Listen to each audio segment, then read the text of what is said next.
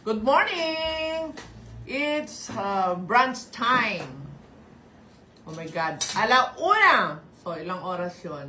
6 p.m. kahapon, alauna, 6, 12, plus 6, 18, 19 hours fasting. So, piniritong ampalaya. Saka yung aking alamang. Meron tayong kanin. Kanin na alamang. Doon sa naghahanap ng kanin na low carbers, ganito gawin nyo. Magluto kayo ng alamang. Imagine niyo na siya ay kanin. Talaga naman pwedeng-pwede. Ginagawa ko siyang kanin. Ang daming liempo ha, sa hugan nyo.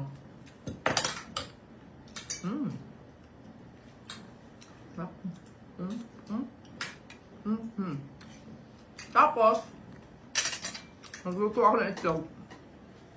Gusto ko talaga yung medyo, akin itong dalawa na to eh. Kunin ko na nga.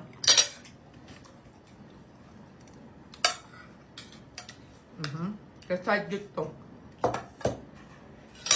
Ewan ko dyan. Gusto niya talaga sunog. Yan. Sarap.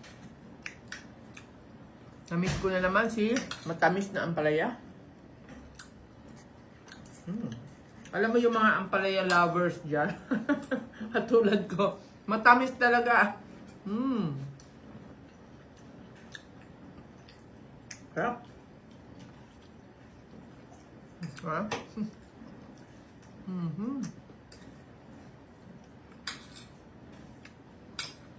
Kahit bawal ang kanin, bawal ang bread, bawal ang pasta, happy ako. Isa, bakit? Ampalaya kasi pasok sa low carb.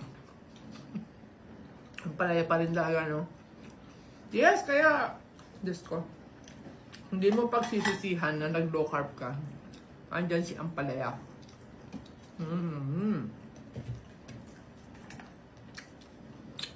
Hindi pa yun. Andyan si pritong talong. Alam nyo bang ito'y matagal na panahon? So many years! Ang haba nun ah. Kasi nga ito ay kinakain ko nung araw sa halubaybay na may kalamansi at saka sandamakmak na kanin. Kaya, inat ko din siya sa buhay ko. Pero ngayon naka-low carb, pasok pala ang alamang, basta sigurado yung ingredients natin, yung proseso ng paglilinis, ay nako, magluto kayo ng sarili nyong alamang. Sobrang ma-enjoy nyo. Sarap. Diempo ang sahog. Sa susunod, lalakihan ko ang hiwa ng diempo para nakalutang siya. Diempo. Sarap. Ang palaya na naman.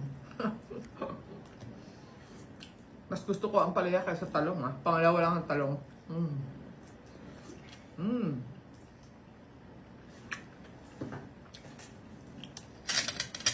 Ba't ba nakatagiba yung camera? Nakukuha mo yung aking side view. Ayan. Hahalap ako.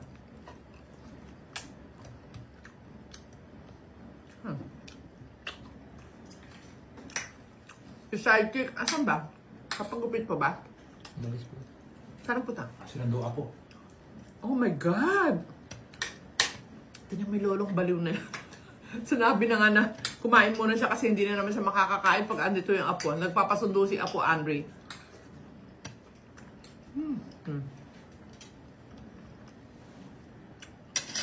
Sabi kasi ng apo, Lola, bilis! Ako, tignan mo, nagkumagkag pala. Sabi ko, kakain na.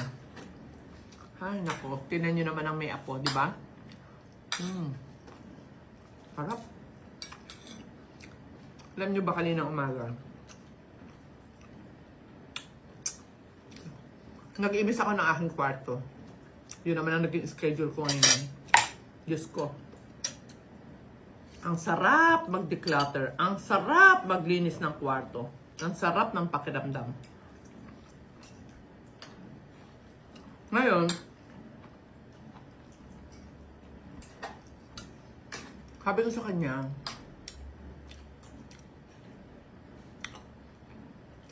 mag-uusap tayo. Kasi kailangan natin ng ano, lalo na siya. Magkaroon ba ng time management, sistema sa sarili, ganun. Kasi umaga pa lang, apo, ganyan na siya. Pati ako, lakad na tayo. Eh di wow, ang aga-aga magmamall. Pagbukas ng mall, gusto niya ando na.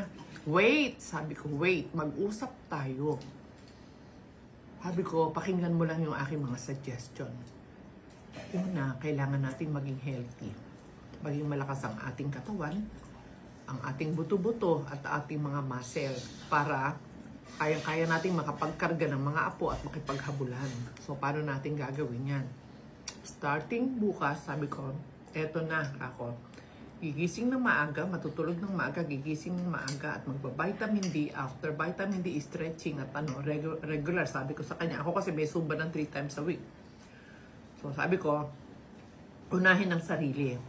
At mag-focus na, kahit hindi lang kay psychic yung sinasabi ko sa atin pong lahat ng mga low carbers. Hindi sapat talaga yung kumakain lang tayo ng tamang food sa low carb. Tapos, wala naman tayong exercise, di ba? So magiging lousy rin tayo. Tapos, sabi ko sa kanya, tinan mo, yung muscle mo, lumiliit na, nababawasan. Sabi ko sa kanya. Okay? Ayun, kailangan talaga natin vitamin D, and then exercise, ay, Diyos ko, ayan na nga ako. Diyos ko, ayan na, dumating na nga. Hello, live! Say hello, live! Yeah. Oh, picturean ka raw niya, look. Smile. One more. Hi. Oh, Tito Nino. Ay, kiss mo na sila. I love you. Tito Nino. Kita mo. Take a picture. So, ang dami ko i-share sa inyo na putol. Okay, mamaya, kwentuhan ulit tayo. Ito pa, meron pa kami isang ano dito. Yan. Share ko sa inyo itong niluto ko kanina. Meron tayong sinigang na pata ulit sa batuan. Yan. Ay, Diyos ko po. Kala nyo ha, may sabaw tayo. Ay, Diyos ko po. May sabaw-sabaw. Yeah. Of the fish. Take a picture. Wait lang. Okay.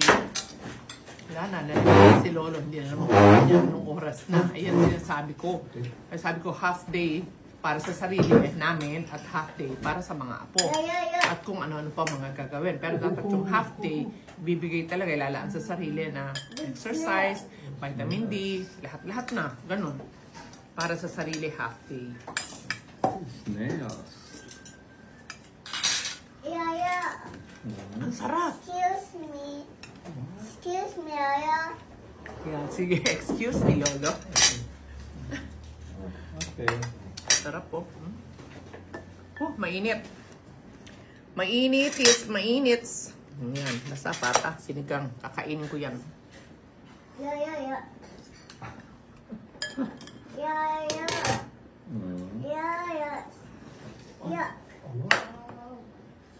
Snails? Yeah. Mamaya banding namin ni Apo, mamaya. Kayo muna inuuna ko.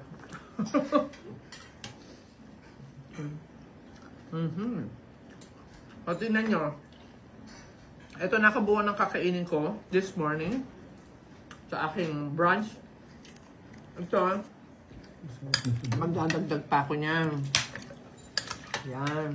Dadagdag pa ako niyan. Tapos, ito, baka maubos namin ni Gino itong talong.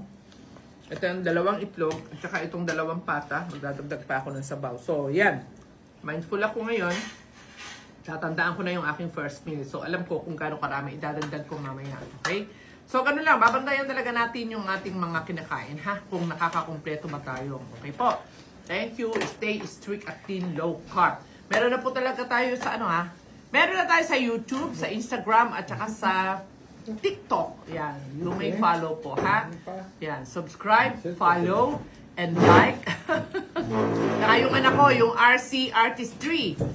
Naku, maaaliw kayo. Naku, nakakaaliw talaga. Ako'y naaaliw. I-share ko yung isang ginawa niya lately, ha?